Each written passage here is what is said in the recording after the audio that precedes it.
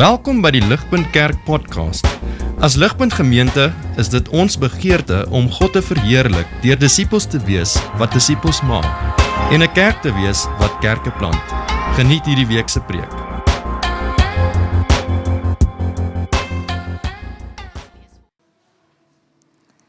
Daar was baie vroue teenwoordig wat van ver af toe gekyk het.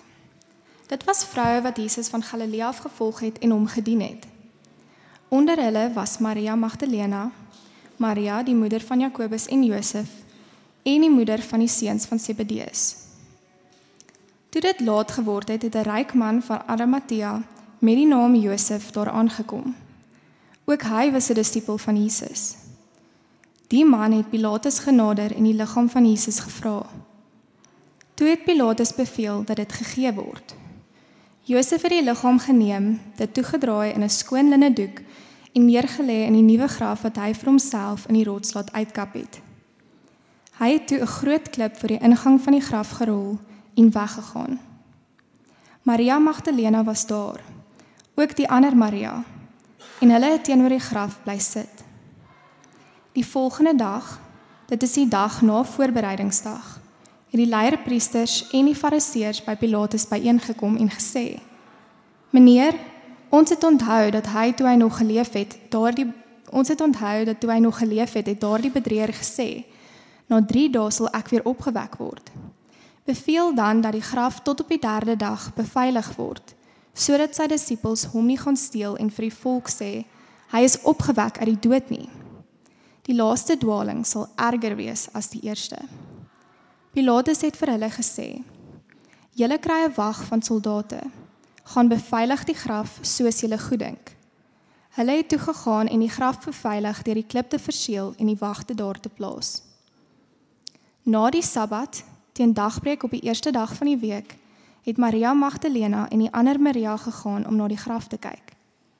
Skielik was daar 'n groot aardbewing, want 'n engel van die Here het uit die hemel neergedaal, nader gegaan, die steen weggerol en daarop gaan sit. Sy voorkoms was soos weerlig en sy klere wit soos sneeu. Uit vrees vir hom het die wat die graf bewaak, gebewe en soos dooies geword. Toe antwoord die engel die vroue en sê: Moenie langer bang wees nie, want ek weet julle soek Jesus, die gekruisigde. Hy is nie hier nie, want hy is opgewek, soos hy gesê het. Kom kyk na die plek waar hy gelê het, en haas julle en gaan sê vir sy disippels: Hy is opgewek uit die dood. Kyk, hy gaan vir julle uit na Galilea, daar sal julle hom sien. Dit het ek vir julle gesê. Met vrees en groot blydskap het hulle hastig van die graf af weggegaan en gehardloop om die boodskap aan sy disippels oor te dra. Onverwags het Jesus hulle tegemoet gekom en gesê: Gegroet. Hulle gaan toe nader, gryp sy voete en aanbid hom. Daarop sê Jesus vir hulle: Moenie langer bang wees nie. Gaan sê vir my broers dat hulle na Galilea moet gaan. Daar sal hulle my sien. Terwyl die vroue op pad was, het enkele van die wagte na die stad gegaan en alles wat gebeur het aan die leierpriesters berig. Die leierpriesters het toe met die familiehoofde bymekaar gekom en 'n besluit geneem om 'n groot som geld aan die soldate te gee met die opdrag: Sê, sy disippels het in die nag gekom en hom gesteel terwyl ons geslaap het. En as die prokurator daarvan te hore kom, sal ons hom gerusstel en sorg dat julle nie in die moeilikheid beland nie. Hulle het die geld toegeneem en gemaak soos hulle voorgesê is. Hierdie storie word tot vandag toe nog onder die Jode versprei. Die 11 disippels het na Galilea gegaan, na die berg waarheen Jesus hulle ontbied het. Toe hulle hom sien, het hulle hom aanbid, maar sommige het getwyfel. Jesus het nader gekom en vir hulle gesê: Aan my is gegee alle mag in die hemel en op die aarde. Gaan dan en maak disippels van al die nasies, deur hulle te doop in die naam van die Vader en van die Seun en van die Heilige Gees, en hulle te leer om alles te onderhou wat ek julle beveel het. En kyk, ek is met julle al die dae tot aan die volëinding van die tyd. Dit is die woord van God.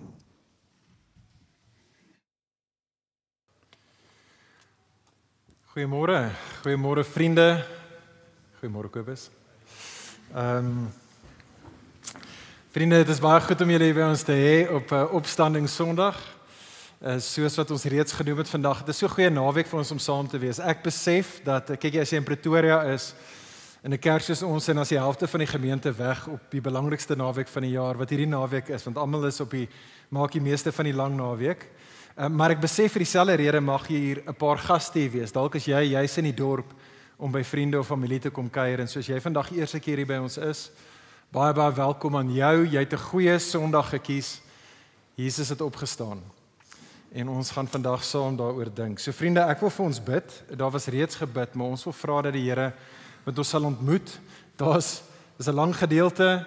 Daar's baie vleis op die bene. Maar ons wil vir die Here vra, asseblief, o God, ons wil die stem hoor. Sal U praat met ons? U praat, maar sal U ons in staat stel om U te hoor? Vir dit is 'n wonderwerk nodig. So kom ons bid en vra dat die Here nou met ons sal wees.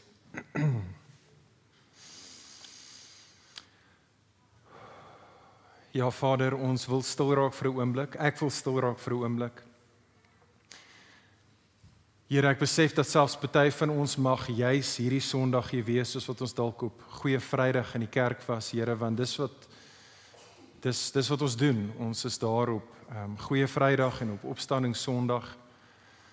Here, en ons kom vandag hiernatoe reeds met die wete oor waaroor gaan ons vandag gesels. En so, Here, die gevaar vir elkeen van ons is dat ons so 'n bietjie die geestelike motions net kan gaan. Here, waar ons maar net weer die opstandingsboksie tik. Want dit is wat goeie Christene behoort te doen. O Heer, sal U ons spaar van 'n blaseigheid wat ons mag hê. O Vader, mag U kom en deur die Gees nou met elkeen van ons ontmoet. Ons bid, Here, soos dat ons vandag, soos elke ander jaar, stop en Jesus se opstanding vier, dat die betekenis daarvan, of ten minste 'n groot aspek van die betekenis daarvan, swaar op ons sal rig, maar nie swaar op 'n manier dat dit ons sal breek nie, maar dat dit ons eintlik die juk van ons skouers sal afval, soos wat ons ware lewe in die Seun vind. Asseblief, o Heer, ons bid, vra deur die Gees, kom en werk nou. Ons bid dit in ons Koning Jesus se naam. Amen. Vriende, ek dink dit mag dalk net ek wees. Ek het regtig, en soos dit was die laaste maand, het ek uitgevind dat die Kaugom chappies, julle onthou al vir chappies, dat dit nog bestaan nog. Ek het nie geweet nie. Ek weet nie of jy dit geweet het nie. Ek het gedog soos Tempo sjokolades en soos Dirkie kondensmelk, soos Mellow Yellow koeldrank vir party van die wat in die 80's gelewe het. Jy weet, was chappies se ding wat nie meer bestaan nie, en toe hoor ek eintlik op die radio so 'n paar weke terug nie, dit bestaan nog, en toe gaan ek hierdie week en toe gaan koop ek chappies. En ek is hier om te rapporteer. Dit is 'n totale antiklimaks. 5 sekondes van smaak, dan kou jy Prestig, basically, vir die res van die tyd.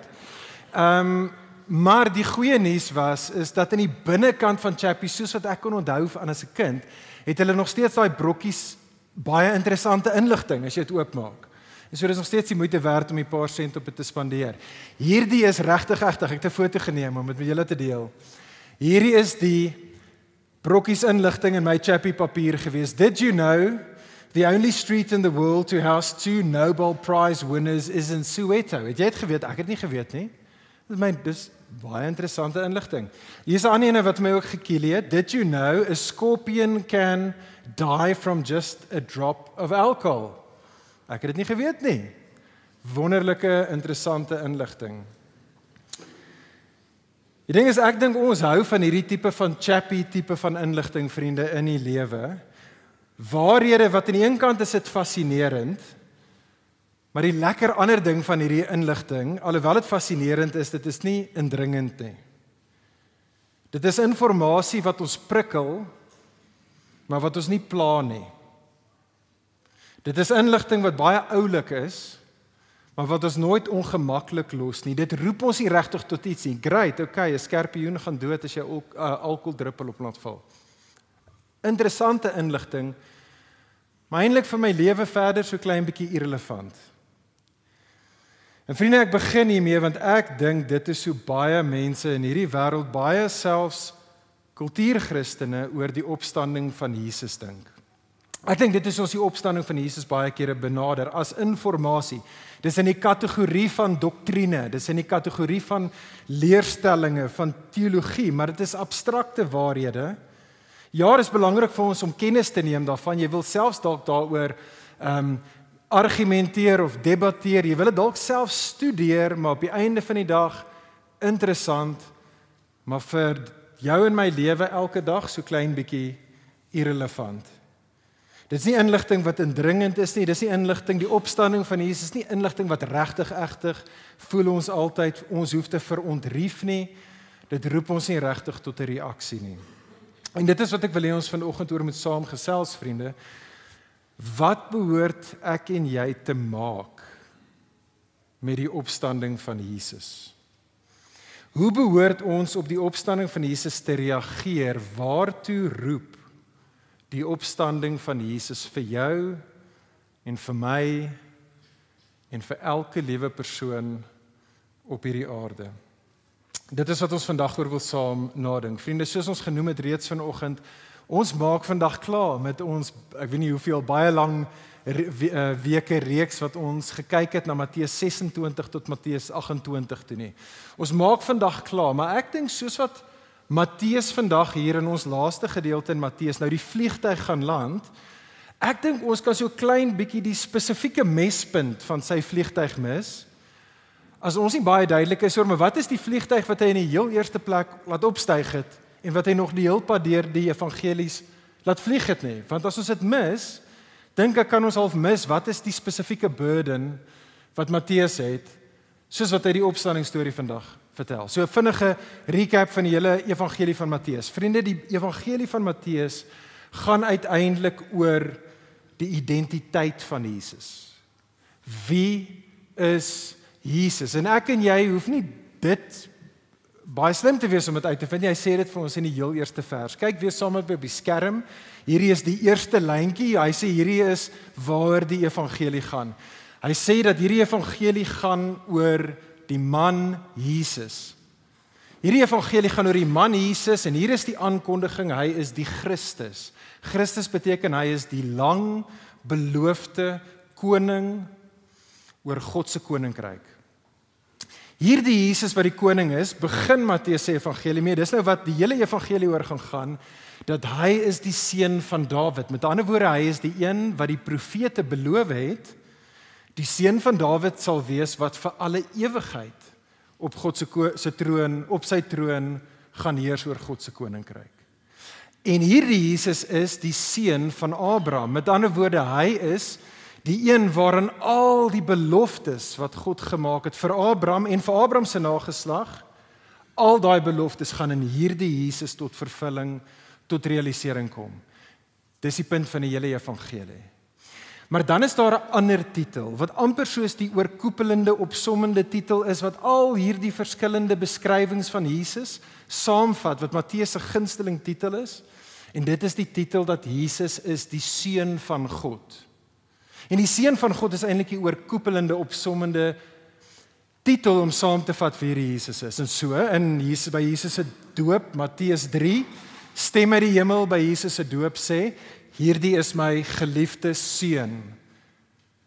Dan is Jesus, Matteus 4 in die woestyn, die duiwel besef dit ook, hy herken dit 2 keer in Matteus 4, jy is die seun van God, Matteus 4. In Matteus 8 kom die demone op die verhoog van wêreldgeskiedenis, soos wat Jesus daar is, en die demone erken dit, die demone Matteus 8 sê, wat wil jy met ons uitwaai, o seun van God? Matteus 14 stap Jesus op die water en die disippels op die skei. Hulle erken Matteus 14, hulle sê, waarlik, jy is die seun van God. Matteus 26, wat ons gekyk het 'n paar weke terug, toe Jesus voor die Sanhedrin is, die Sanhedrin, die godsdienstige leiers vra hom, sê vir ons, wie is jy? Is jy die seun van God? Hy sê, ja, ek is. En vriende, as jy nie Vrydag hier by ons was nie, soos wat Jesus op die kruis gehang het in ons vorige teksgedeelte, was dit ook die groot punt wat oor en oor herhaal was. Kyk saam met my op die skerm, soos Jesus op die kruis hang, die mense spot vir Jesus, hulle sê, as jy die seun van God is, kom van daai kruis af en kom red jouself. Jy het dan gesê, jy is die seun van God. 2 keer sê hulle dit.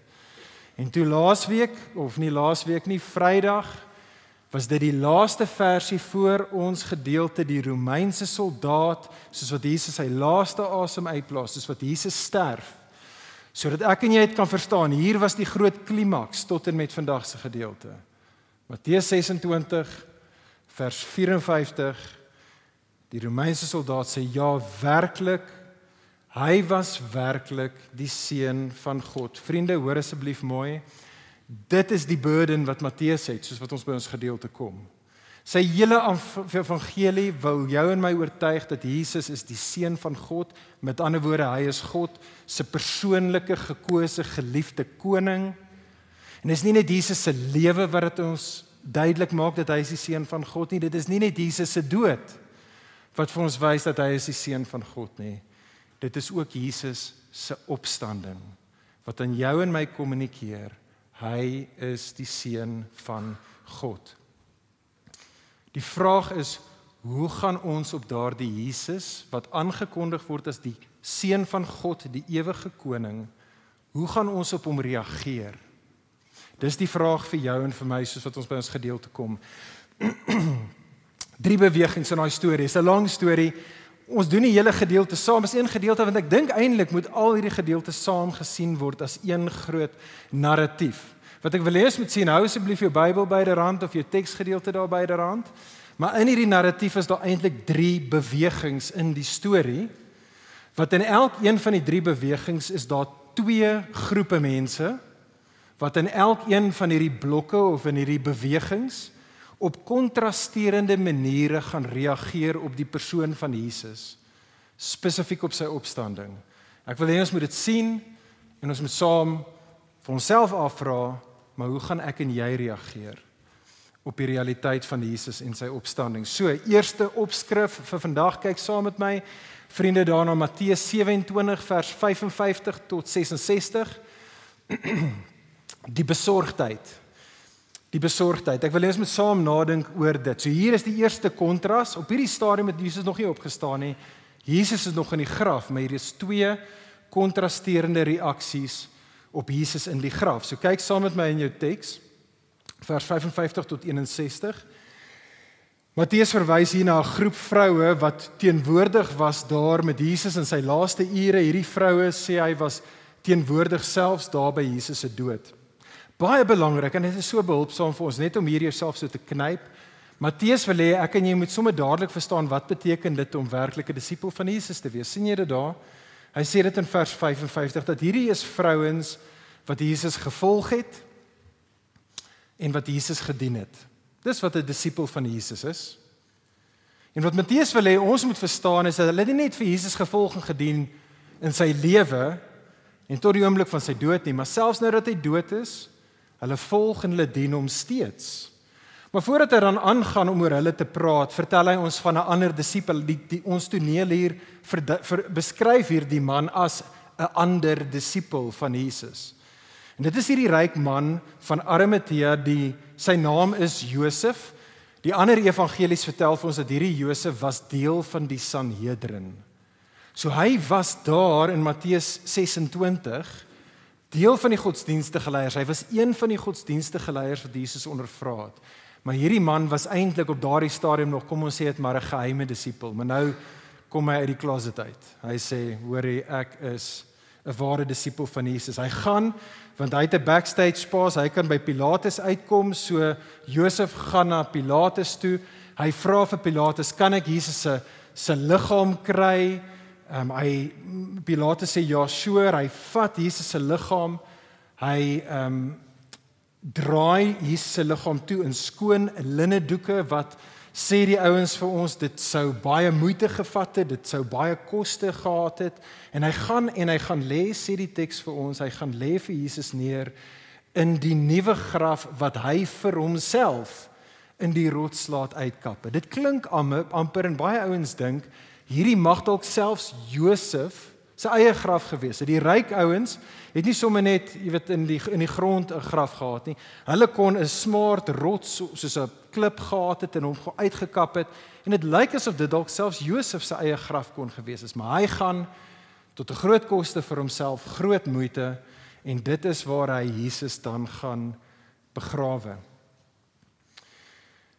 Vriende, ek dink dat 'n baie duidelike manier, en ek is seker julle gaan met my saamstem, nee, maar 'n duidelike manier wat ons kan vasstel wat iemand se groot skat in die lewe is, wat iemand se groot eerste liefde is om te sien hoe hulle reageer wanneer daardie iets of iemand wat hulle groot skat is van hulle af weggeneem word.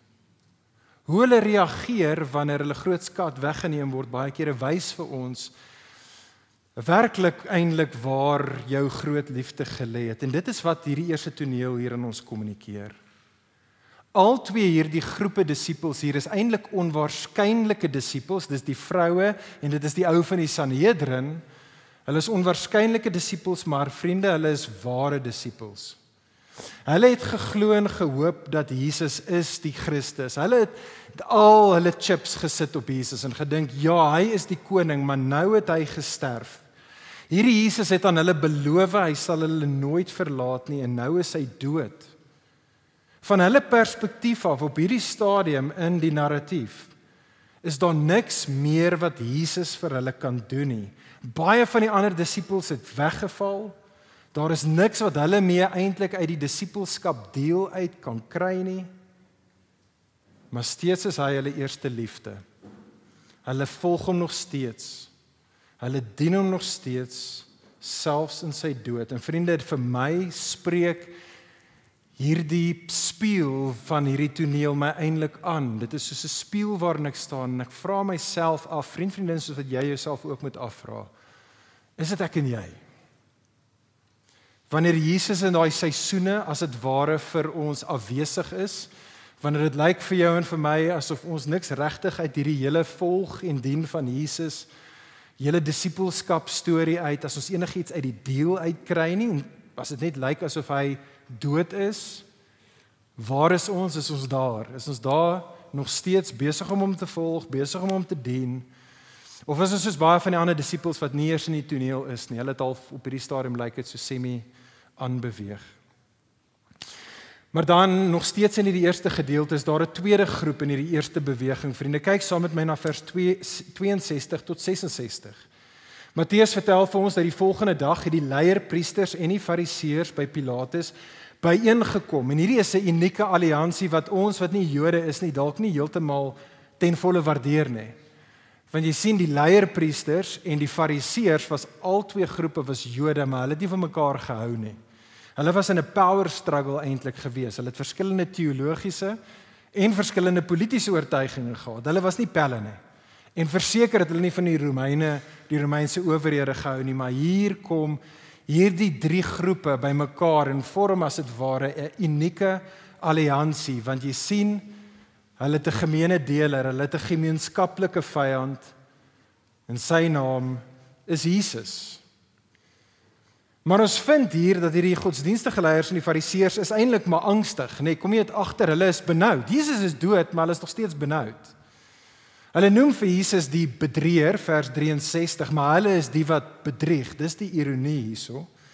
Hulle bedrieg en hulle sê vir Pilatus, hoor hierso, hy het baie keer gepraat oor sy opstanding. Ons weet hy gaan dit nou fake, en so kan jy asseblief wagte daar gaan sit. En net soos wat Pilatus gemaak het tevore, toe die godsdienstige leiers by hom was, is Pilatus is so half, ja, whatever, sorteer julle dit self uit, vat julle eie wagte, gaan plaas hulle daar. En so dit is wat hulle doen, en hulle vat van hulle wagte, en hulle gaan daar na die graf toe, en hulle verseël die klip. Kan jy sien hoe angstig is hulle polief hulle daai klip heeltemal mooi op daarso, en hulle beveilig dit, en hulle sit die wagte daar. En vriende, ek weet nie van julle nie, maar vir my is dit treffend, en ek dink dit is hoe Matteus dit skryf. Ons moet die benoudheid sien, hier by hierdie fariseërs en die godsdienstige leiers. En dit behoort ons te tref, want aan die een kant, hulle het mos nou hulle sin gekry, Jesus is dan dood. Waaroor is jy angstig? Jy het mos nou gewen. Hoekom is jy so angstig? Vriende, ek dink dit is belangrik. Ek dink die rede, en hoor my asseblief tog mooi uit, die rede hoekom hulle angstig is, want diep binne in hulle harte, weet hulle weet, alhoewel hulle dit aan niemand erken nie, dat hulle stryd is eintlik teen God self. En hierdie is hoekom ek so sê, en hierdie is belangrik, ons gaan baie tyd vandag spandeer in Psalm 2, want Psalm 2, vriende, is die agtergrond waarteen Matteus 27 en Matteus 28 afspeel. Hier is die eerste keer wat ons gaan kyk na Psalm 2. Kyk saam met my na Psalm 2 vers 1 tot 3 op die skerm. Psalm 2, die bekende psalm wat praat oor God se ewige koning. Waarom is die volke so rusteloos? En waarom maak die nasies nuttelose planne?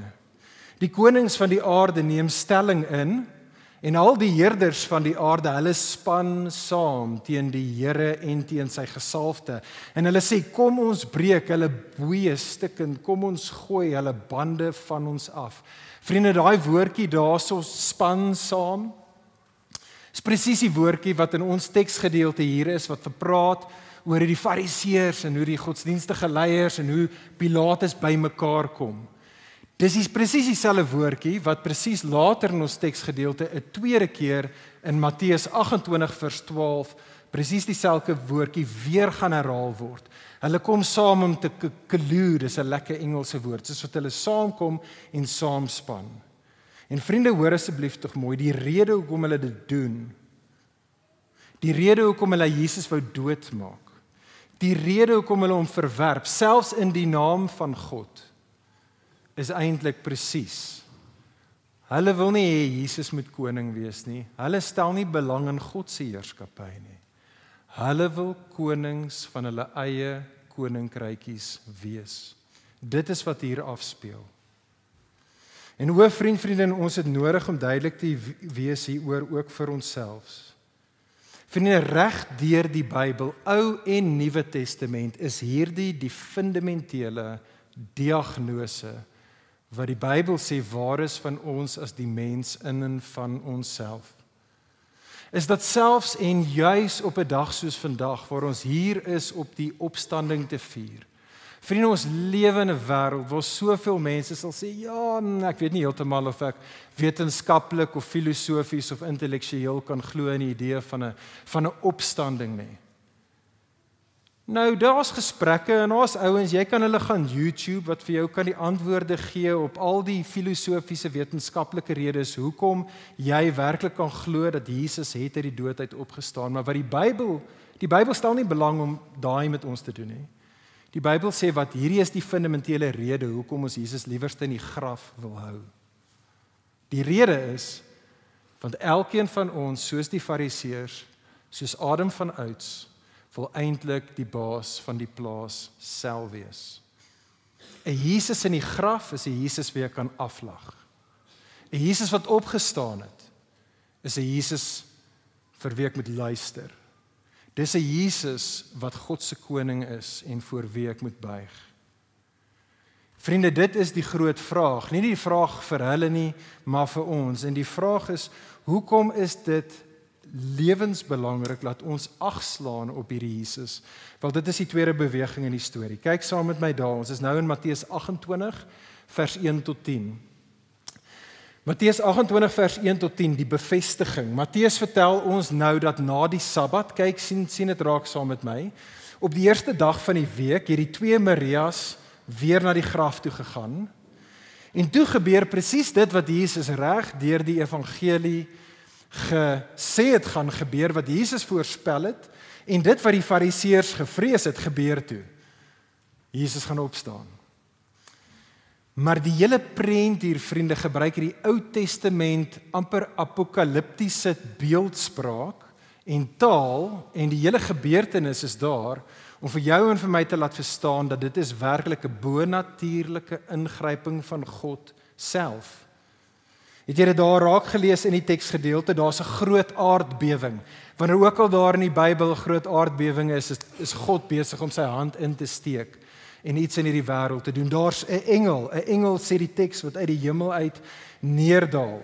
En soos wat hy nader kom, imagine jy is die soldaat en jy is die vrou en jy sien hierdie engel wat aankom.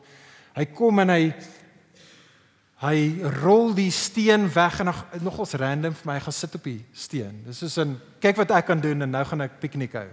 Gesit daar op die steen. Sy voorkoms was soos weerlig, sy klere was soos wit soos sneeu. En dan sien ons die kontras, moet dit nie mis nie. Matteus skryf dit op 'n manier dat ons hierdie twee groepe te mekaar gaan opspeel.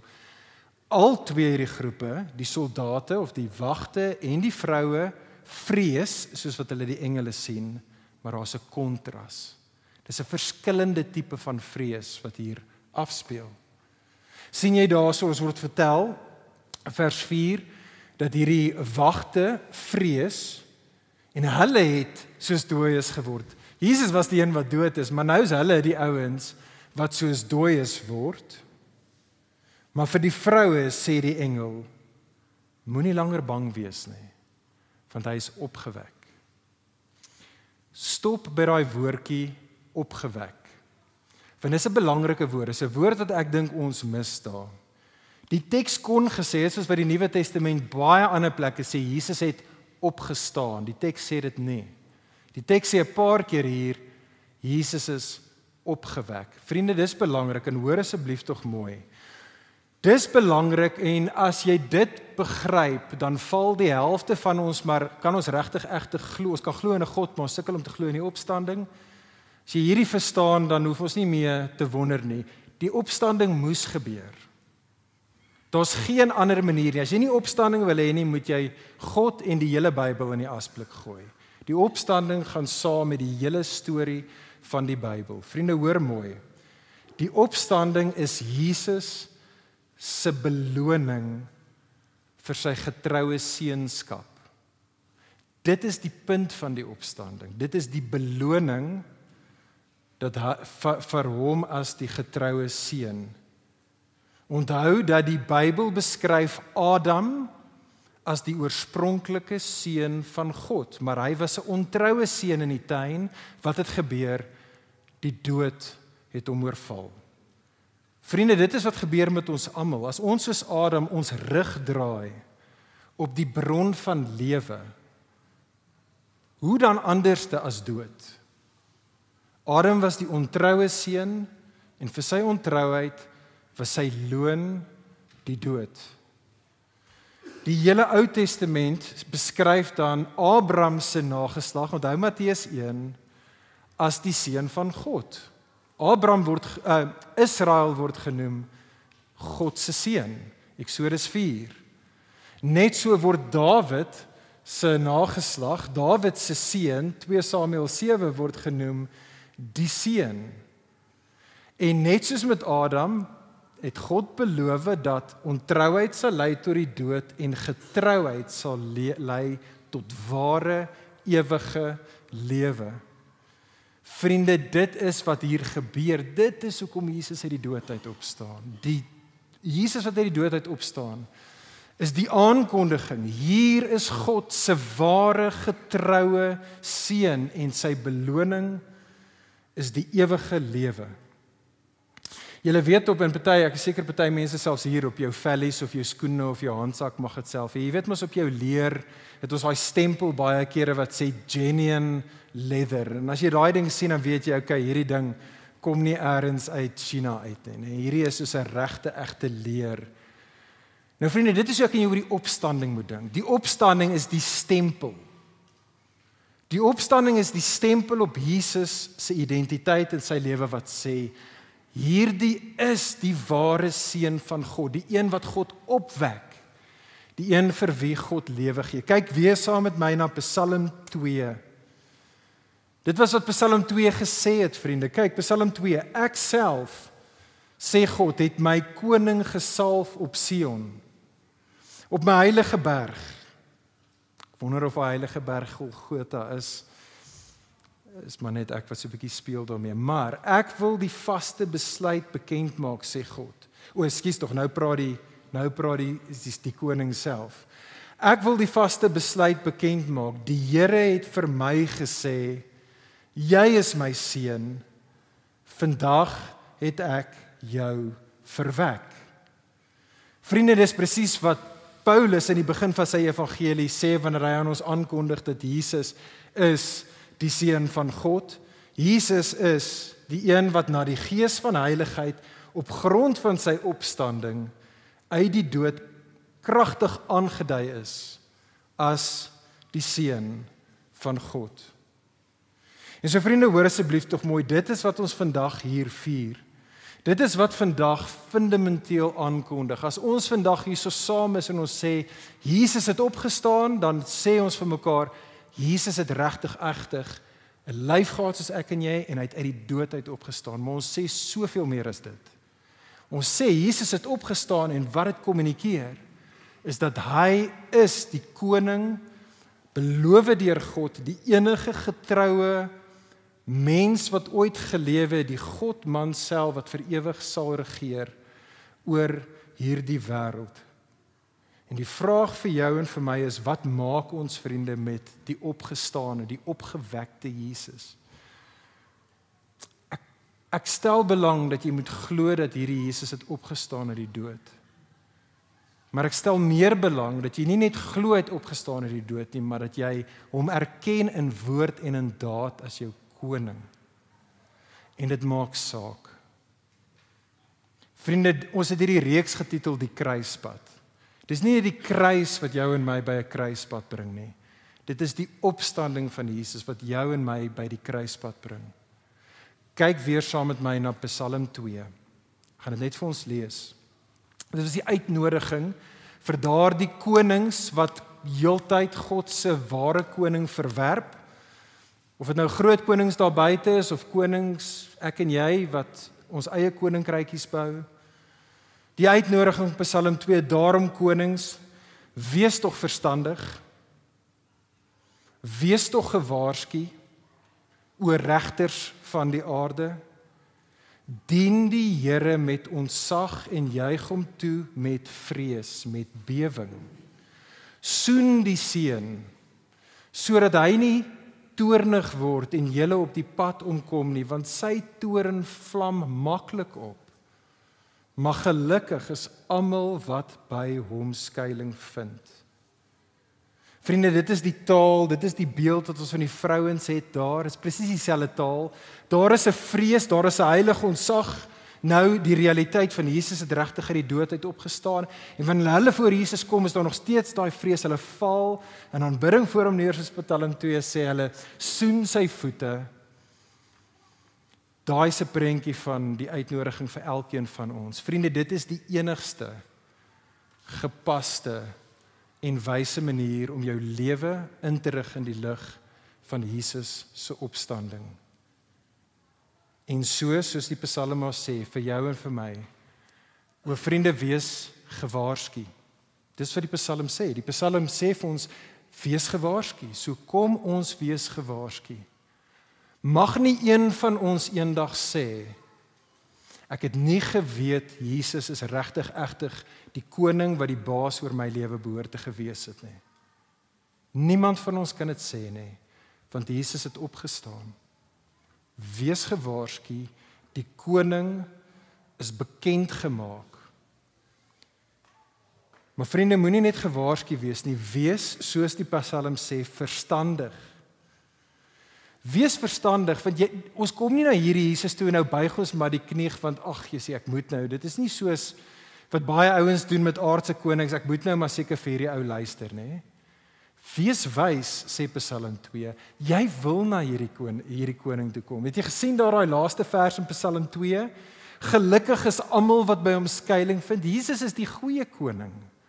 Hy is die koning, ons weet hy is die goeie koning, want ons het net Vrydag gesien hoe ons koning sy lewe neerlê om ons te dien. Hy is die goeie koning, geseënd, gelukkig, blessed is the one who takes refuge in him. Dis nie net dat ek en jy moet die knie voor Jesus buig nie, jy wil die knie voor Jesus buig. Hy is die koning en in sy koninkryk bring hy jou in om jou te dien.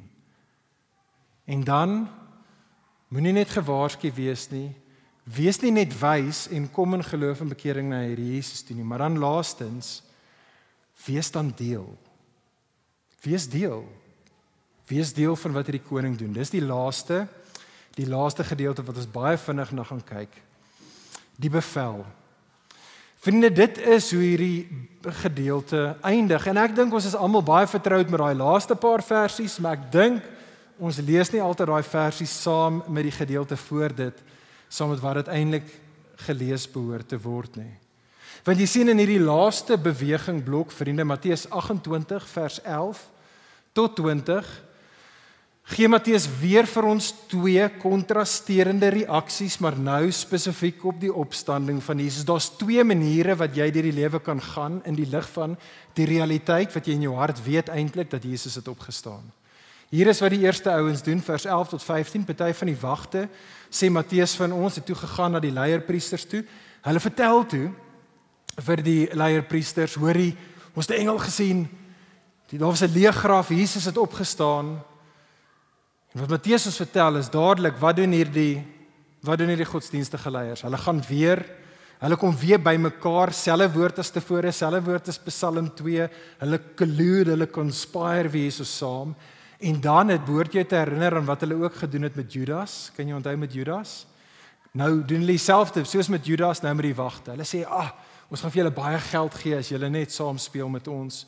Wat ons wil hê julle moet doen is julle moet sê, ons het geslaap en die disippels het gekom en hulle het Jesus se lijk kom steel. En ek bedoel, die wagte, ten minste party van die wagte, jy weet, hulle is into short-term gain, dis maar wat baie van ons doen nie. Ons stel belang in die korttermyn wins, alhoewel ons weet ons lewe alleen.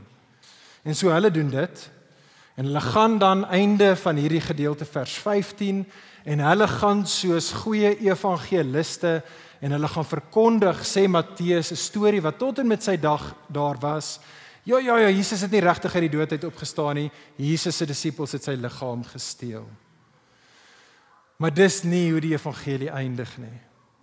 Want Matteus wil hê ek en jy moet verstaan, ja, daai storie was dalk so vir 'n klein rukkie vertel, maar daar's 'n ander storie wat verkondig was, wat heeltemal daai storie verberg het en ons wat vandag hier so sit, en die hele ganse wêreld vir die laaste 2000 jaar, is in die hand van die ander storie wat verkondig is, die storie van die Jesus wat opgestaan het, vers 16 tot 20.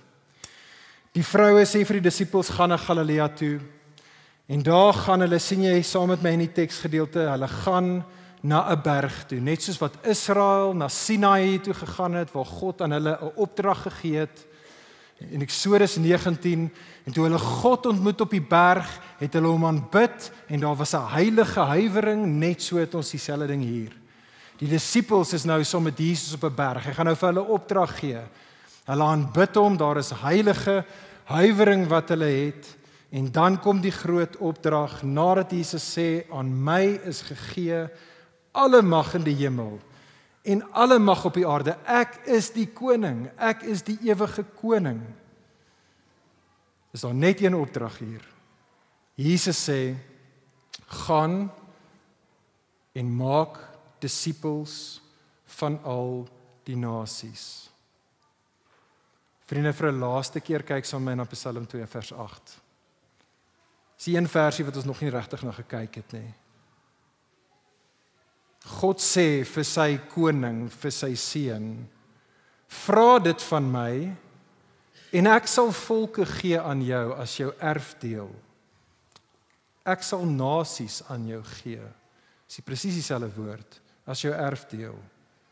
Die uithoeke van die aarde as jou eiendom, soos wat enige seun die erfdeel kry van die ouer, die erfporsie kry van die ouer, so ook met God en sy seun.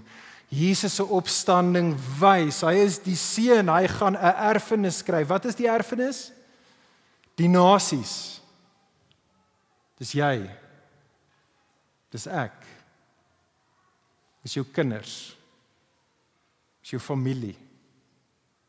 Dis jou buurman. Dis jou werkskollegas. Dis elke persoon van elke taal en kultuur in hierdie land.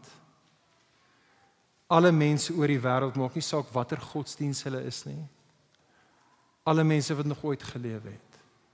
Jesus wat opgestaan het is die koning en hy het 'n erfenis en dit is alles en almal. En as dit waar is, vriende, dan is daar 'n opdrag vir jou en my. Die opdrag vir jou en vir my is, gaan en gaan maak disippels. Gaan en gaan maak disippels. Want daar kom 'n dag. Vriende, daar kom 'n dag, die Nuwe Testament is eens hieroor. Daar kom 'n dag waar die koning terugkom. En elke tong sal dan erken dat Jesus was die koning.